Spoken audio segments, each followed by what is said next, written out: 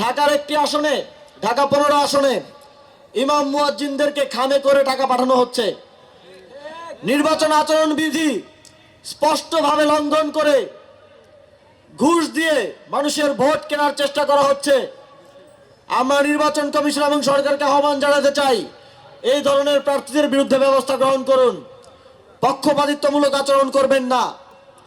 আজকে আমরা নারায়ণগঞ্জ 4 আসনে দেখেছি নারীদেরকে 2000 টাকা করে নগদ ক্যামেরার সামনে, মিডিয়ার সামনে দেওয়া হচ্ছে, অথচ তাদের বিরুদ্ধে কোনো ধরনের ব্যবস্থা গ্রহণ করা হচ্ছে না।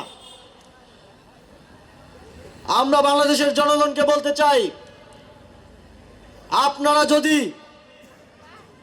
কেউ একজনও কয়টা টাকার বিনিময়ে কিংবা সাময়িক কোনো প্রাপ্তির বিনিময়ে আপনার ভোটটা বিক্রি করেন, তাহলে বিগত 17 বছরের মতো আগামীর দিনেও হয়তো আপনাকে সন্তান হারা হতে হবে, আগামী দিনেও হয়তো আপনাকে স্বামী হারা হতে হবে, আগামী দিনেও হয়তো আপনাকে ভাই হারা হতে হবে তাদের কাছে, যাদের কাছে আপনি ভোট বিক্রি করছেন। আজ বাংলাদেশের জনগণ সচেতন হয়েছে। আমাদের বিশ্বাস,